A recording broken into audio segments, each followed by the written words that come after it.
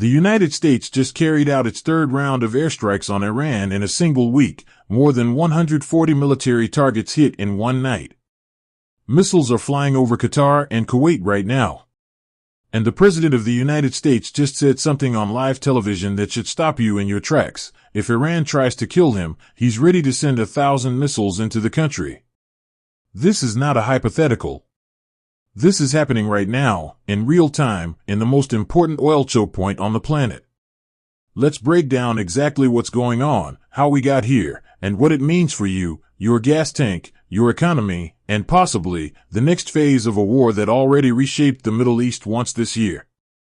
Why this matters to you before we get into the timeline, here's why you should care, even if you've never heard of the Strait of Hormuz.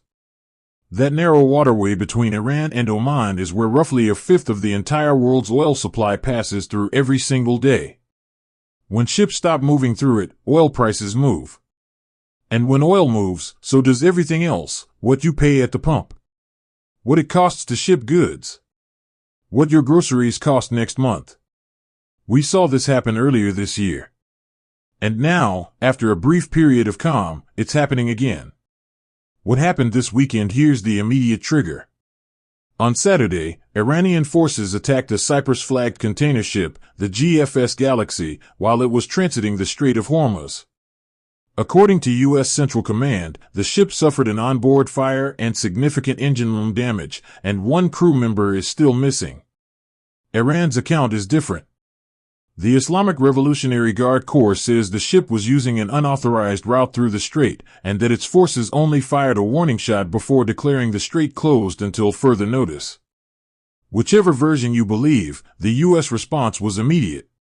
CENTCOM confirmed it launched a third round of retaliatory strikes, hitting around 140 Iranian military targets in a single operation. Defense Secretary Pete Hegseth put it bluntly, saying Iran made the wrong call and would now face the consequences. And it didn't stop there. Overnight, explosions were reported across southern Iran. In Bushehr province, near Iran's nuclear power plant. And on Qeshm Island. And near Bandar Abbas and Sirak, both towns that sit right on the strait itself.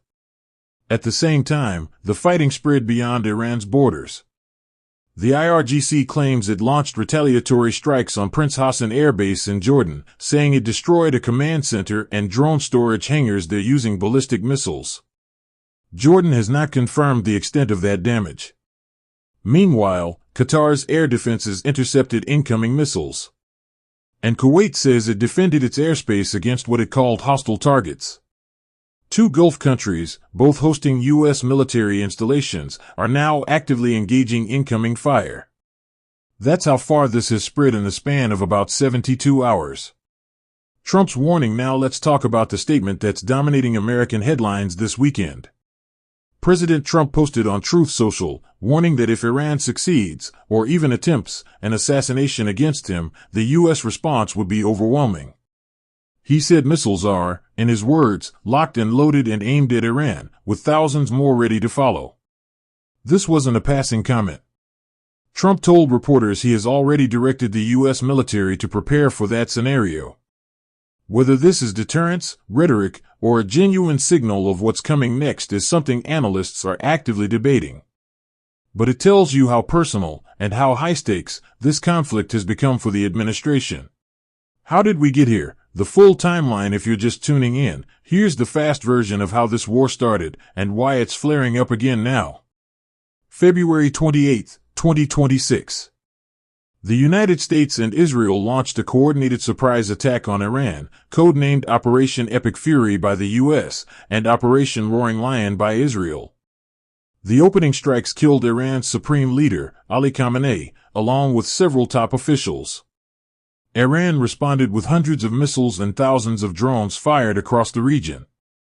This was, by most measures, the most significant direct confrontation between the U.S., Israel, and Iran in decades. March 2026. Iran effectively blockaded the Strait of Hormuz using naval mines, coastal artillery, and cruise missile units. Commercial shipping ground to a halt. Thousands of sailors were stranded. And oil prices spiked to historic levels. April 7th through 8th, 2026. After more than 5 weeks of fighting, the U.S., Israel, and Iran agreed to a ceasefire. It was fragile from the start.